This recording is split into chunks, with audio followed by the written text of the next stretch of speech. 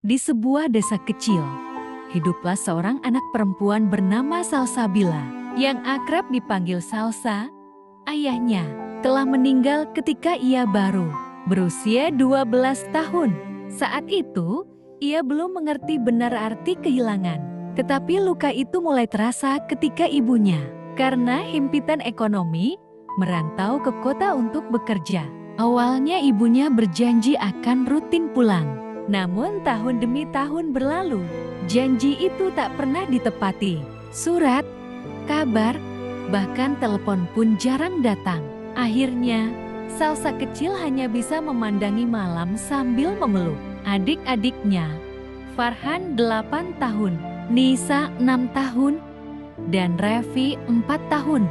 Salsa menangis dalam diam, tapi ia tahu dirinya kini adalah ibu kedua bagi adik-adiknya. Sejak SMP, Salsa sudah bangun lebih pagi dibanding teman-temannya. Ia menanak nasi, menyiapkan sarapan sederhana dari hasil kebun tetangga yang kadang dikasih kasihan, lalu mengantar adik-adiknya ke sekolah. Sebelum dirinya berlari menuju sekolah sendiri. Pulang sekolah, ia tidak bisa bermain seperti anak lainnya. Ia bekerja serabutan, mencuci piring di warung, membantu tetangga menjual gorengan, bahkan mengumpulkan daun pisang untuk dijual ke pasar. Semua demi membeli buku dan seragam sekolah adik-adiknya. Tetangga sering berkata, "Kasihan Salsa, belum juga dewasa tapi sudah memikul beban sebesar itu."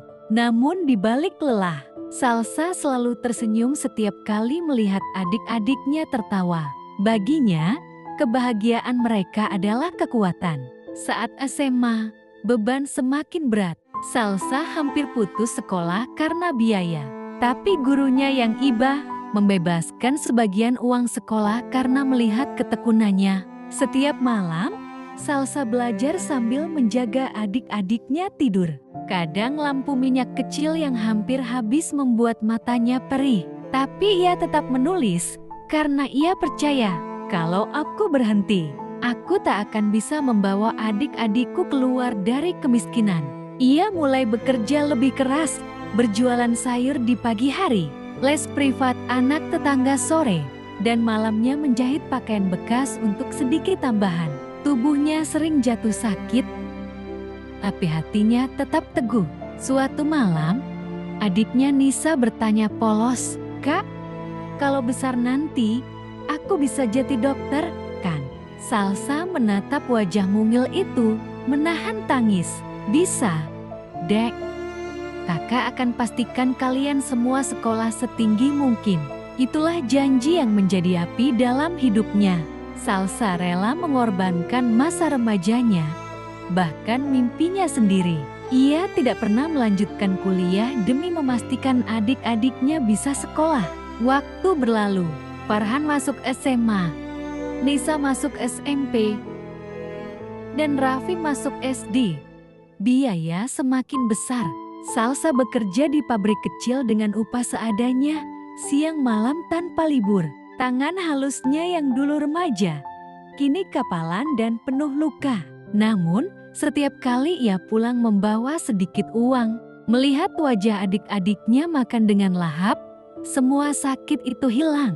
Salsa sering menulis di buku catatannya, "Aku mungkin tidak bisa jadi siapa-siapa, tapi aku akan pastikan adik-adikku jadi seseorang." Perjuangan itu tidak sia-sia.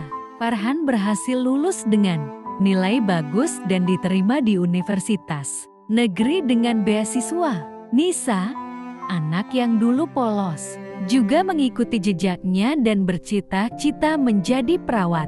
Raffi yang paling kecil, tumbuh cerdas dan rajin beribadah. Setiap mereka berhasil, mereka selalu mencium tangan Salsa sambil berkata, "Semua karena kakak." Namun Salsa hanya tersenyum, seolah lelahnya tidak pernah ada. Bertahun-tahun kemudian, Farhan benar-benar menjadi seorang insinyur sukses. Nisa menjadi perawat di rumah sakit besar, dan Raffi menjadi ustaz muda yang dihormati di desanya. Kini, kehidupan mereka jauh lebih baik. Namun ada satu hal yang selalu mereka pegang. tidak pernah melupakan siapa yang membuat mereka sampai di titik ini. Kakak mereka, Salsa. Pada suatu hari, adik-adiknya membuat kejutan. Mereka mengumpulkan tabungan dan membeli sebuah rumah baru yang lebih layak untuk Salsa. Di hadapan tetangga, mereka menangis sambil memeluknya. "Kak, dulu kakak yang rela tidak kuliah demi kami. Sekarang biarlah kami yang membuat kakak bahagia." Salsa tidak mampu menahan air mata.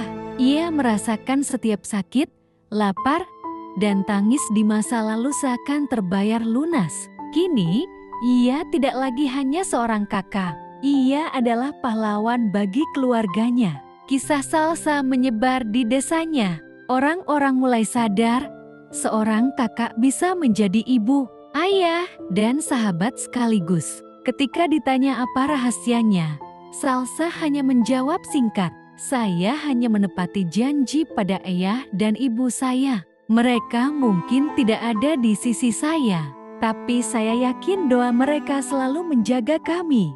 Dan hari itu, semua orang tahu, perjuangan Salsa bukan hanya tentang membesarkan adik-adiknya, tapi tentang cinta tulus yang tidak mengenal batas.